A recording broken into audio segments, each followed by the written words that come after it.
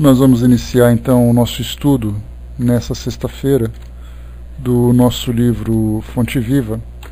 O texto que nós vamos utilizar hoje é o número 53, na pregação. Ele traz uma chamada de atenção muito importante, especialmente para nós que nos dedicamos a esse estudo contínuo, da doutrina, mas que também se torna uma referência para todos aqueles que se aproximam da doutrina espírita, dos seus ensinamentos, e começam então a compreender que muito mais do que a dedicação exclusiva ao estudo, é fundamental a aplicação desses conhecimentos no nosso dia a dia. E mais especialmente ainda, quando se fala sobre essa aplicação, não é apenas uma questão de transformação pessoal, mas é uma questão de difusão daquilo que se absorve da doutrina espírita através do trabalho, através da ação. Porque do contrário, será apenas uma doutrina teórica, que aliás, normalmente é assim que nós observamos no mundo, como a gente já conversou várias vezes, e esse é um dado que eu sempre passo para vocês, porque é fundamental termos essa visão a respeito do mundo. Quando nós falamos sobre religiosidade, nós vemos no mundo hoje que mais de 90% da população mundial está próxima de alguma religião. Essas religiões, elas têm como princípio fundamental o desenvolvimento do indivíduo através do cultivo de valores nobres e, consequentemente, promovendo sua elevação espiritual.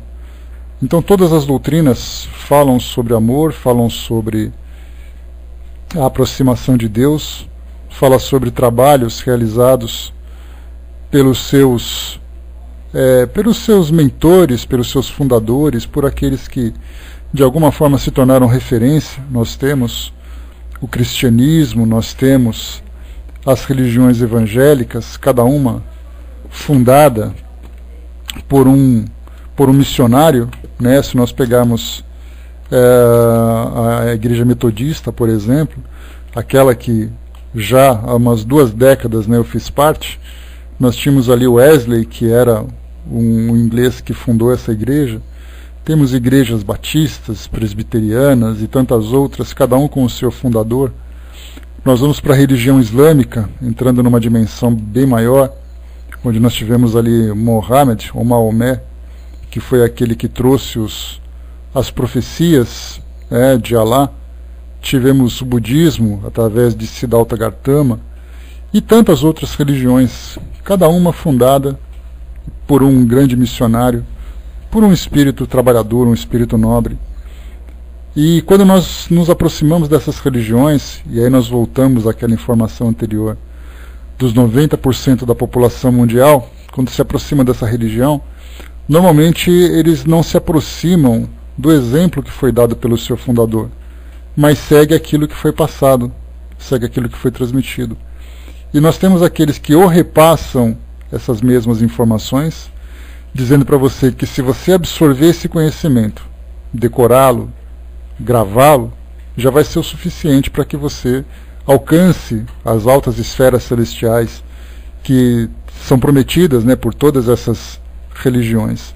Então nós imaginamos, por exemplo, a religião muçulmana, onde nós temos todos aqueles que se dedicam em suas mesquitas, fazendo as suas orações, fazendo as suas práticas. Se todos esses indivíduos fossem voltados para a caridade também, saíssem à rua para poder mostrar na prática aquilo que seus ensinamentos fazem. Nós pensamos também em todos os budistas, se saíssem de seus templos e começassem a trabalhar em prol dos mais necessitados, em prol dos mais frágeis, certamente veríamos uma revolução no mundo. Se nós viéssemos para as religiões cristãs e víssemos as pessoas que sim frequentam seus templos, suas igrejas, e fora dessas instituições colocassem também as mãos no trabalho para poder modificar o nosso mundo. E entre os espíritas não é diferente. Se nós víssemos todas as pessoas que frequentam centros espíritas, se saíssem às ruas para poder transformar o mundo, nós veríamos que o mundo de uma hora para outra teria uma outra dimensão, teria uma outra aparência. Veríamos isso porque as pessoas trabalhariam para esse objetivo. Então esse texto de hoje ele nos chama atenção exatamente para isso. O texto já chama na pregação. Então fala para aqueles que de alguma forma fazem a difusão de suas doutrinas, de suas crenças, mas que algumas vezes se dedicam apenas ao estudo, se dedicam apenas à academia, vamos dizer assim, porque o conhecimento ele é sedutor, e há aqueles que gostam realmente do estudo, mas quando nós falamos no trabalho espiritual, nós vemos que a teoria não é o suficiente. Há necessidade de uma prática intensa, de uma prática profunda. O Fernando colocou, ainda mais com essa época que vivemos, muita coisa acontecendo, guerras, crises econômicas, tumultos, atentados, crimes crescendo.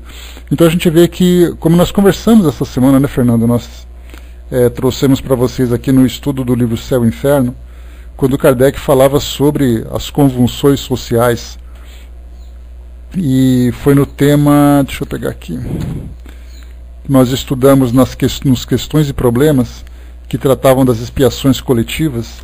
Ele falava das convulsões sociais, desses grandes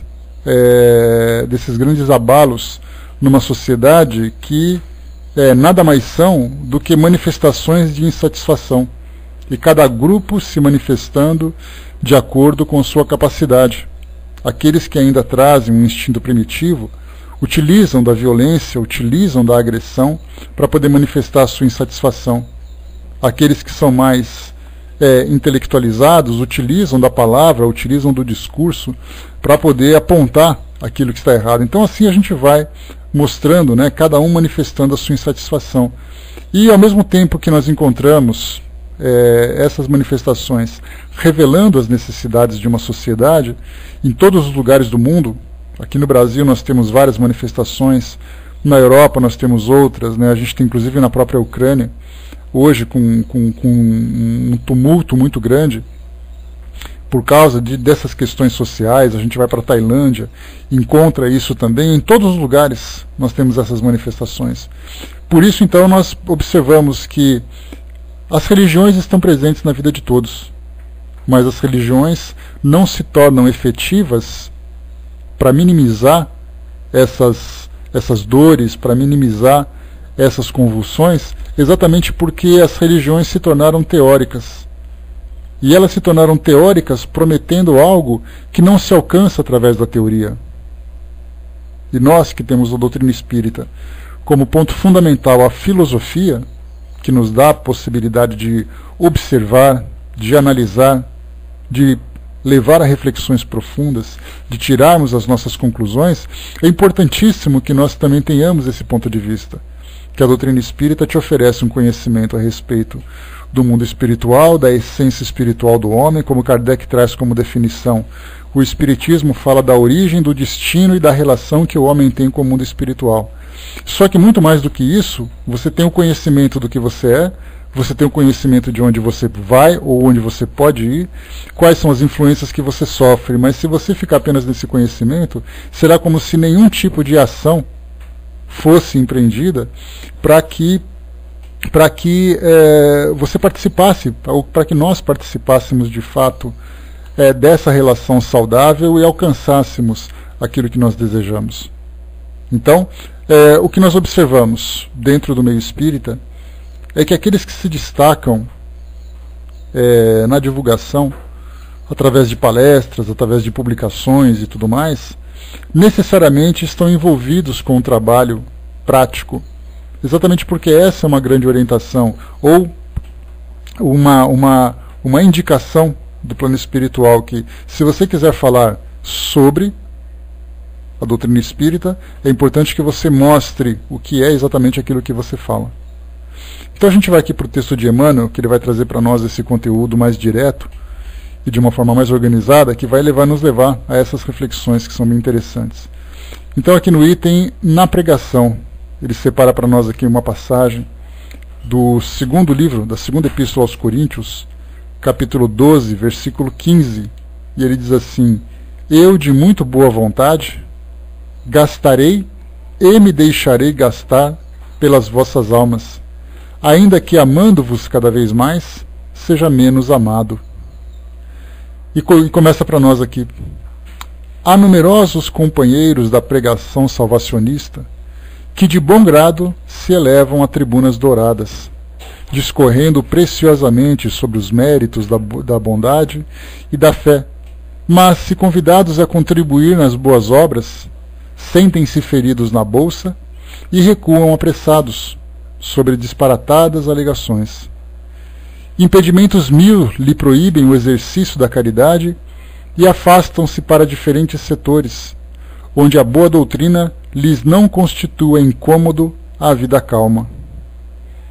Efetivamente, no entanto, só um instantinho aqui. Efetivamente, no entanto, na prática legítima do Evangelho, não nos cabe apenas gastar o que temos, mas também dar o que somos, dar do que somos.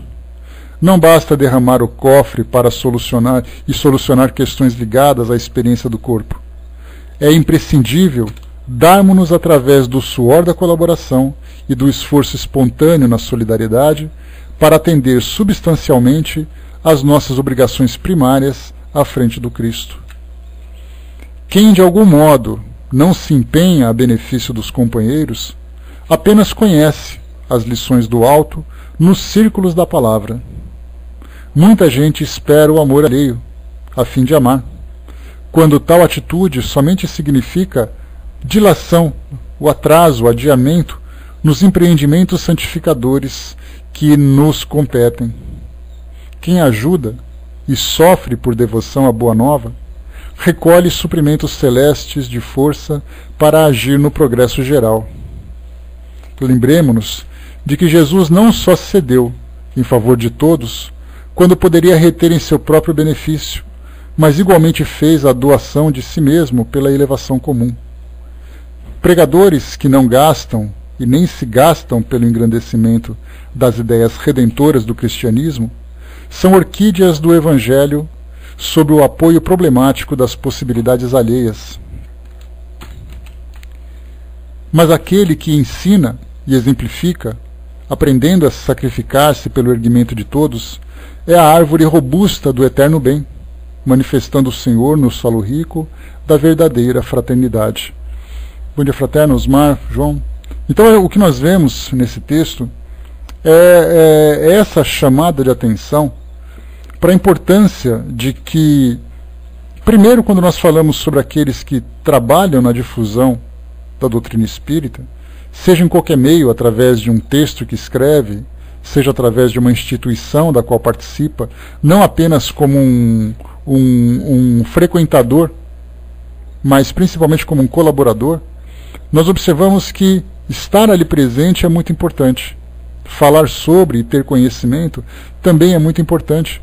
Mas mais do que isso, há a fundamental necessidade de nós revertermos todos esses benefícios que nós recebemos através do conhecimento, através da influência, para trabalharmos na prática, fazendo com que a doutrina que fala sobre, que tem como lema principal, ou como um dos lemas que nós utilizamos, que fora da caridade não há salvação, isso é fundamental.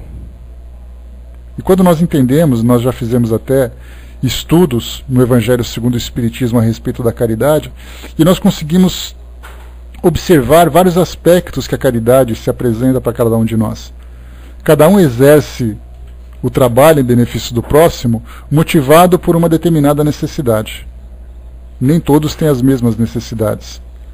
Algumas vezes eu faço porque faz parte de um pacote de ajuda que eu recebo, ou seja, estão me ajudando e em retribuição eu terei que ajudar. Então eu faço por um compromisso, eu faço por uma obrigação. Há aqueles que fazem por culpa. Eu preciso fazer para poder me redimir daquilo que eu pratiquei de equivocado no passado. Há aqueles que fazem como moeda de troca.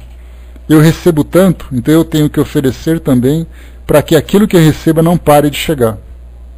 Então, já que eu sou tão beneficiado, eu tenho que fazer com que uma parte desse benefício seja também repassado para que a minha fonte não seque. Há aqueles que praticam a caridade como forma de autopromoção. Eu faço parte desse grupo, eu gosto de fazer parte dele, eu me torno importante porque eu estou ajudando, as pessoas estão me observando, aquela entidade da qual eu participo é uma entidade famosa, consequentemente isso me coloca numa questão, num patamar de estrelismo, para também me tornar importante. Então nós observamos que tem vários aspectos que ainda denotam claramente a nossa inferioridade ou a nossa imperfeição moral, mas que, de certa forma, nos aproxima desse ato de caridade. Né? Então, são várias situações, Fernando. Bom dia, Rô, bom dia, Edu.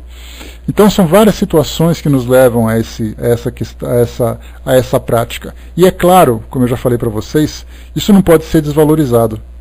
Porque não importa qual é a motivação que eu tenha para fazer a prática da caridade, aquele que recebe vai ser beneficiado. Eu posso fazer com orgulho de me sentir importante para uma pessoa, mas para ela que recebe não faz diferença o que me move a fazer. O que para ela que recebe é o auxílio que ela está recebendo. Mas na verdade, a gente lembra que quando se fala em caridade, quando se fala em trabalho, vamos tirar essa ideia da caridade, vamos falar em trabalho. Porque caridade a gente pensa naquele que é coitadinho e eu que sou importante estou ajudando. Quando a gente fala em trabalho, a gente já assume uma outra responsabilidade, tem para nós uma outra conotação.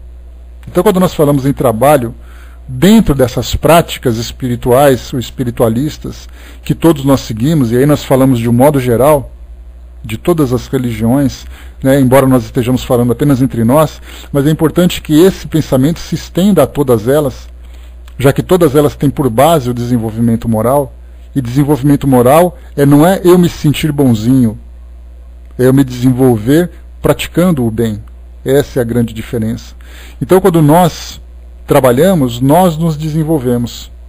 Então, na verdade, a teoria, como é passada hoje, é importante que você siga, é importante que você frequente, é importante que você decore, é importante que você estude. E dentro dessa visão limitada, significa que você está salvo. E quando a doutrina traz para nós esse pensamento que fora da caridade não há salvação, mas a gente coloca um peso maior de responsabilidade, que fora do trabalho você não alcança a salvação que você deseja, significa que todos nós temos que fazer com que esse conhecimento se transforme em ação. Do contrário, será um investimento desperdiçado. É como aquele indivíduo que ganha uma bolsa de estudos para uma universidade e depois que acaba a universidade ele não pratica o conhecimento que ele teve. Vamos imaginar que nós tenhamos recebido uma bolsa de estudos para estudar medicina. Aí depois eu acabo a faculdade de medicina, acabo a universidade e vou trabalhar em outra área qualquer. Já que foi de graça mesmo, não tem problema nenhum. Foi um investimento desperdiçado. E a doutrina espírita coloca para nós essa responsabilidade. Quanto mais conhecimento você adquire, maior a responsabilidade que você tem de fazer alguma coisa em benefício de si mesmo, em benefício da sociedade da qual você participa, em benefício do mundo. E como resultado, virá então essa salvação. Seria apenas uma prestação de contas, né, Miriam? Porque a visão que nós temos é essa salvação que é prometida, é uma salvação muito fácil. Se fosse só isso, se você apenas praticasse a sua religião cumprindo agendas, cumprindo os sacramentos, seria muito fácil. Você não precisaria fazer nada por ninguém. Você não tem compromisso com o mundo está fora pegando fogo, mas enquanto você está dentro do seu centro espírita, dentro da sua igreja, do seu templo, está tudo bem. Você está garantindo o seu lado. Só que, na verdade, a gente compreende que todos os ensinamentos dos espíritos que alcançaram essas esferas mais elevadas falam exatamente sobre isso. Todos eles se envolveram em atividades em que tiveram que não apenas gastar aquilo que tiveram, mas também de se gastarem por aquelas pessoas. Porque até mesmo nessa questão da prática da caridade, que nós comentamos há pouco, nós temos ali duas dimensões, duas esferas importantes a considerar. Você tem a esfera da doação, onde não há dúvida nenhuma que a doação é importante, porque você pode se doar em termos de o que eu posso fazer por você em termos de trabalho. Certamente muitas pessoas precisam dessa assistência. aquelas pessoas que têm restrições, aquelas pessoas que não conseguem uma orientação. Agora nós temos aquelas outras pessoas que precisam da matéria, que precisam da comida, precisam da roupa, precisam do remédio, precisam do dinheiro. Então nós temos dois tipos de doação. Você gastar aquilo que você tem, obviamente sempre com equilíbrio, porque nós temos aquela passagem do Evangelho em que Jesus diz, né, se desfaz de tudo que você tem e me segue. A gente sabe que não é assim. A responsabilidade de nós estarmos encarnados também diz respeito à boa administração daquilo que nós temos, por menor que seja. Então eu tenho que ajudar dentro do possível, através do meu sacrifício pessoal, mas também me mantendo vivo, porque do contrário eu vou me tornar tão necessitado como aquele. Então a doação é importante. Gastar aquilo que eu tenho em benefício daqueles que precisam. Mas muito mais do que isso, porque gastar é muito fácil. O gastar é impessoal.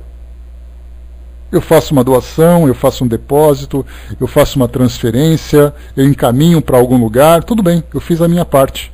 Só que na verdade eu não me envolvi com isso. E a real transformação é quando o indivíduo se envolve. Porque aí sim ele sente dentro dele o efeito do trabalho que ele pôde realizar. A Miriam colocou, né, aí se estivéssemos ocupados, tristes, cansados, a caridade só é feita se sobrar tempo, se estivermos bem. Aí já vem a questão do sacrifício. Até que ponto nós nos sacrificamos? Bom dia, pessoal que chegou. A Leila colocou para nós, né, como diz Emmanuel, que a grande esperança da providência divina é que o fluxo do amor passe por nós e chegue ao irmão. E esse fluxo do amor, ele vem através dessa ação, né, Leila? Porque do contrário, ele vai ficar apenas, nós seremos apenas o repassador, o intermediário. E muito mais do que o intermediário, nós temos que ser os interpretadores disso. Seria como uma leitura. Eu pego um texto, leio para vocês, aí todo mundo vai dizer assim, mas que texto lindo que ele leu. Sim, ele apenas leu. Ele não fez nada além do que ler. E essa leitura pode ser feita por todos. Agora, a partir do momento em que eu pego esse texto e faço a interpretação, eu coloco parte de mim nessa interpretação. Aí eu me envolvi com o texto. Porque quando eu leio esse texto, não importa se eu concordo, se eu não concordo, se ele é contra ou a favor de qualquer coisa, eu simplesmente fiz a leitura. E essa leitura fria é mais ou menos, seria exatamente esse comportamento distante que nós temos. Porque, na verdade, tem uma passagem interessante, um pensamento interessante, dizendo que o dinheiro não pertence a ninguém. Porque o dinheiro está sempre passando, ele passa pela sua mão e vai para o outro. Então, na verdade, você não guarda notas, você não guarda o valor passa por você e vai para frente sem que você interfira em nada no valor dele. Agora, quando você coloca você se doa num determinado tipo de trabalho, aí sim você acrescenta alguma coisa. Aí você tem participação, aí você tem a colaboração. Então, quando a gente fala nesse trabalho, quando pegamos esse conteúdo espiritual e transformamos na ação, através desse repasse do amor, acrescido, né, dos nossos próprios valores, quando nós fazemos a nossa doação, isso nos transforma. E aí nós fazemos com que a filosofia que nós seguimos, a filosofia que nós abraçamos, se transforme efetivamente num instrumento de reforma pessoal, ou num instrumento de elevação espiritual. Então nós temos que pensar seriamente, cada vez que nós lemos um livro espírita, cada vez que nós ouvimos um estudo, uma palestra, cada vez que nós participamos de uma reunião no centro espírita, qual é exatamente a nossa contribuição durante a frequência ou durante as nossas dedicações, a nossa dedicação a essas atividades para fazer com que o mundo se transforme. Porque se nós não colaboramos para a transformação do mundo, significa que nós também não nos transformamos.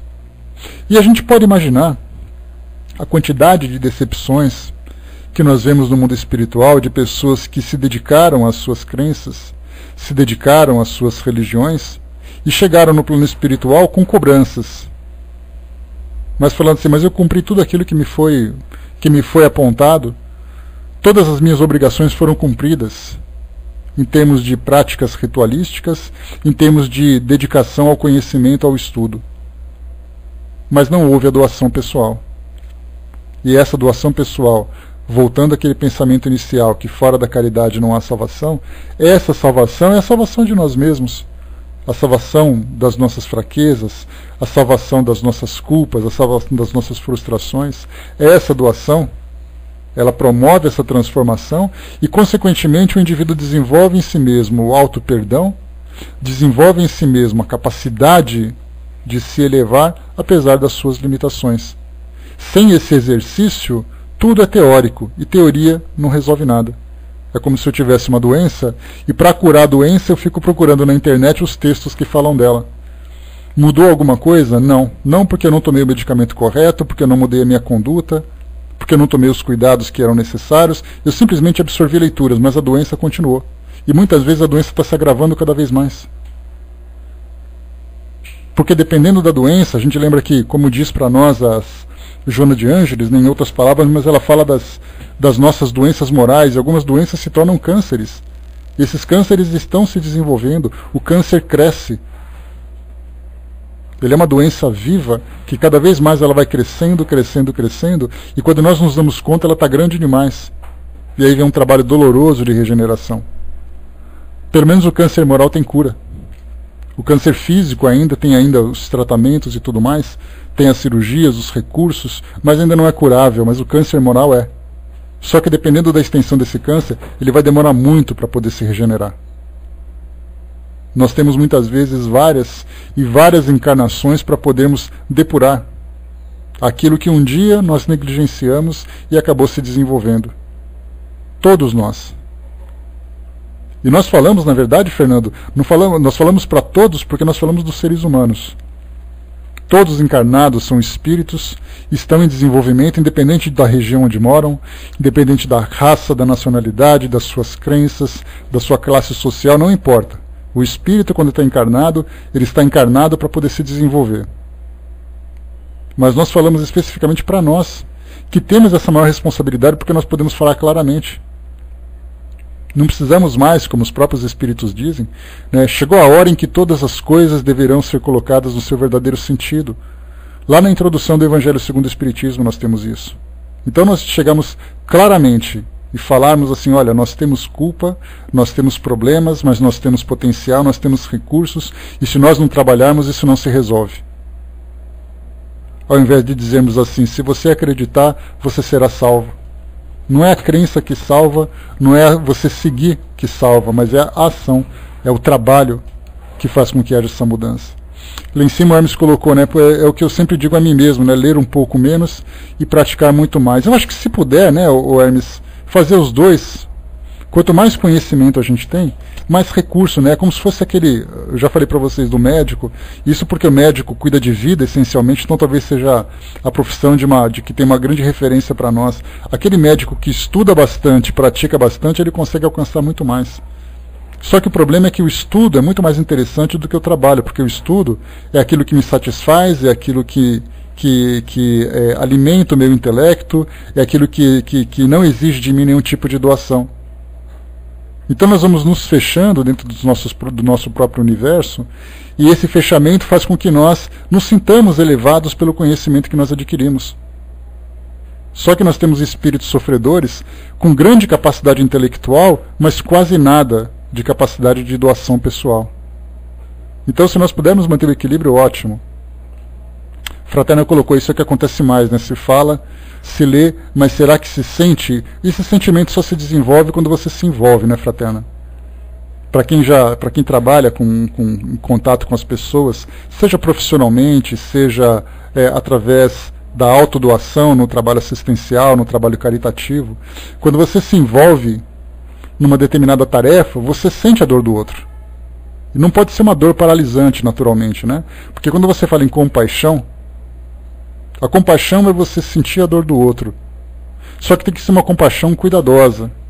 Porque algumas vezes, a gente vê muito isso, nessas grandes tragédias que acontecem, pessoas que se dispõem a ajudar, mas elas se envolvem tanto com a dor que enquanto as coisas estão acontecendo no sentido da assistência, essa pessoa está sentada do lado chorando, porque ela se envolveu tanto que ela não consegue mais.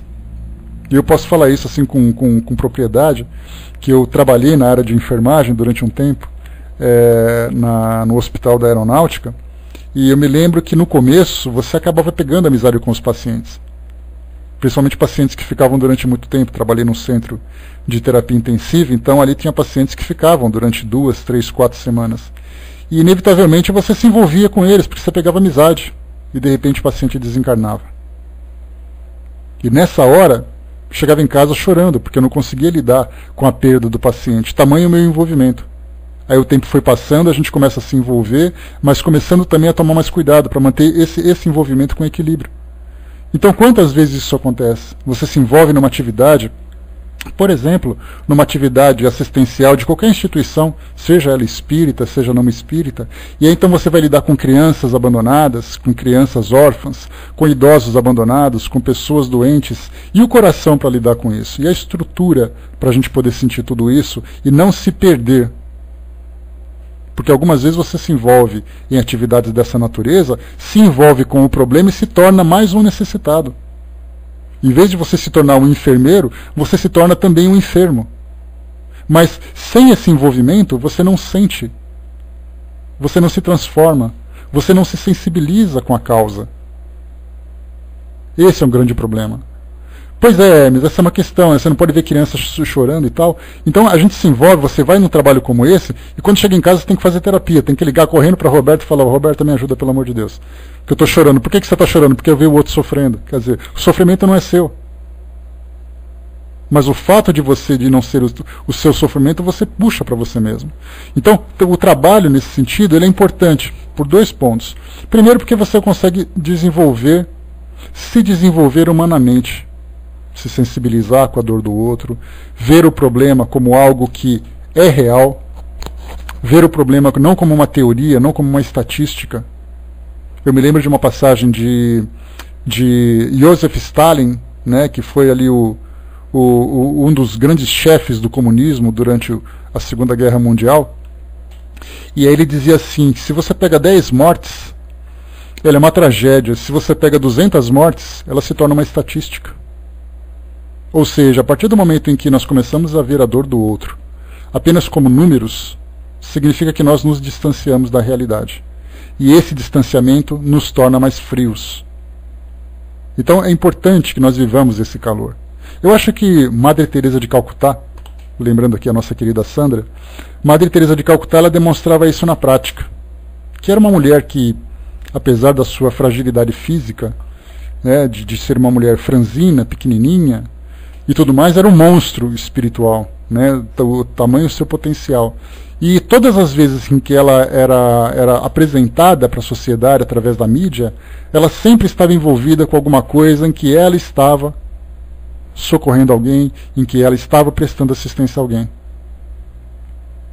A mesma coisa aconteceu com o próprio Chico, que também era uma grande referência. Todas as vezes que aparecia na mídia, estava sempre ali prestando assistência. Então a gente vê que essas referências que nós temos, dentro da doutrina espírita, fora da doutrina espírita, mostra para nós que se nós não nos doarmos, não há transformação.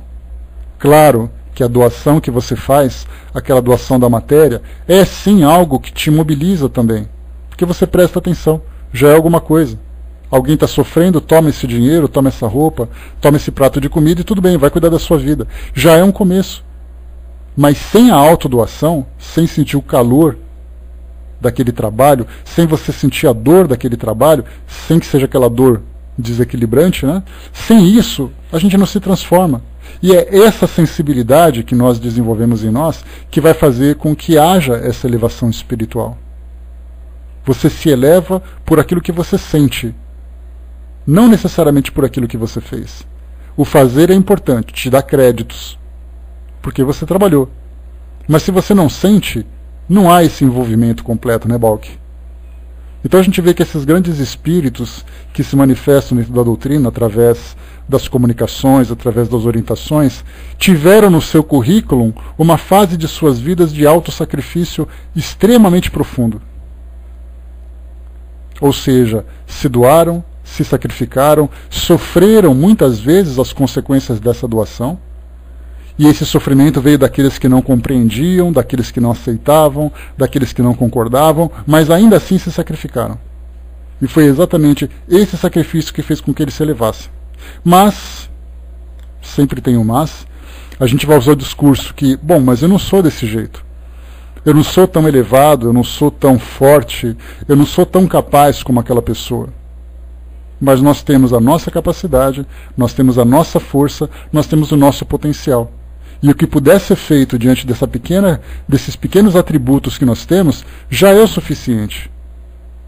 Então, como eu falo para vocês, nós podemos não dar passos quilométricos, como esses espíritos que dão agora, que são capazes de fundar instituições, que são capazes de mobilizar empresas, governos, sociedade, aquelas pessoas que aparecem na mídia, que se tornam importantes e famosas pelo grande trabalho que realizaram. Nós podemos não ter essa capacidade toda de dar passos quilométricos, mas se eu puder dar passos que sejam apenas passos métricos, já é alguma coisa.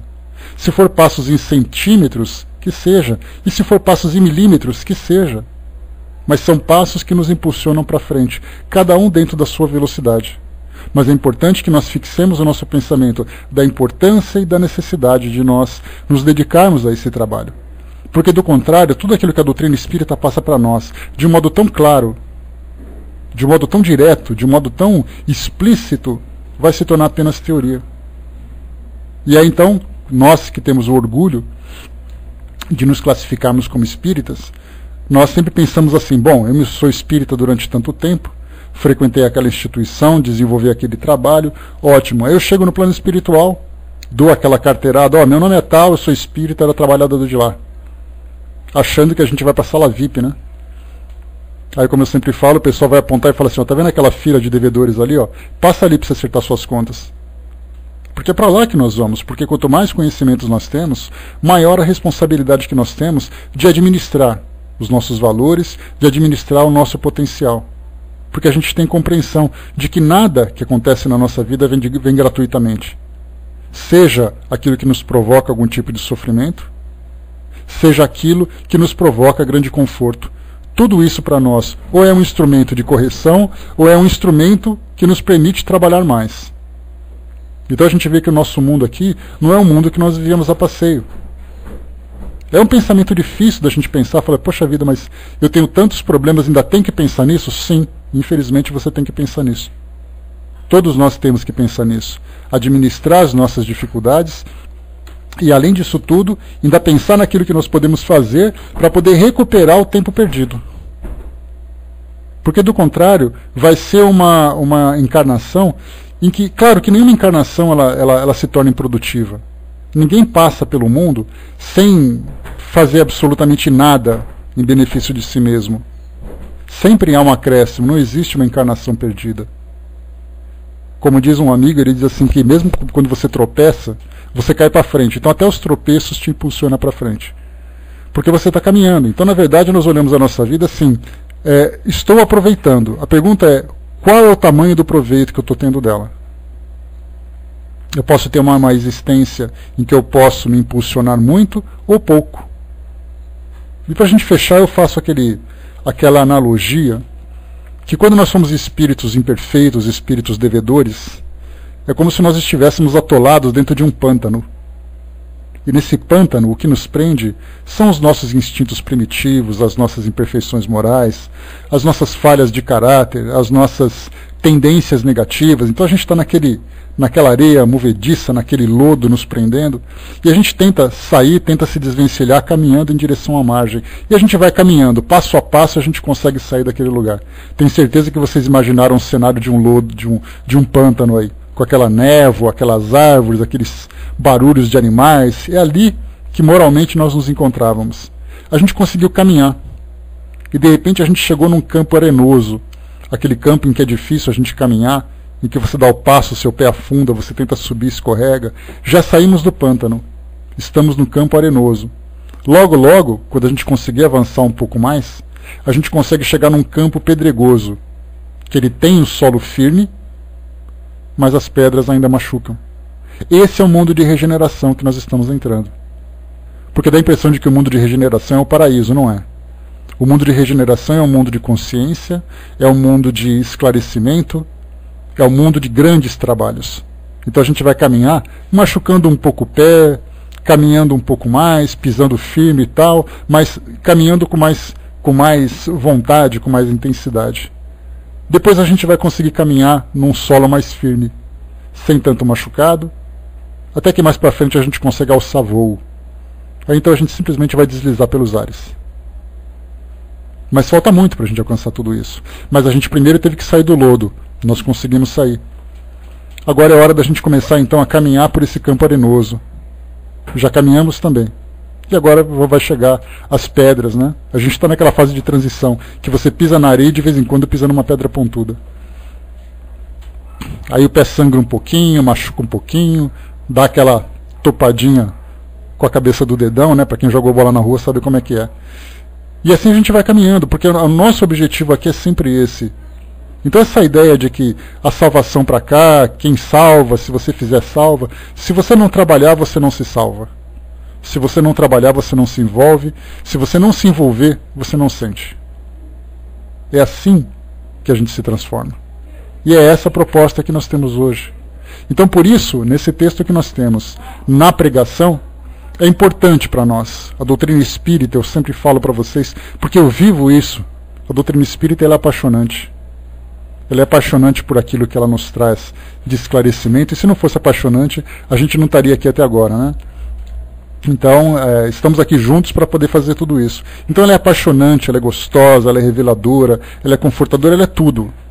Mas ela não vai se tornar absolutamente nada se ela não promover em nós essa mudança.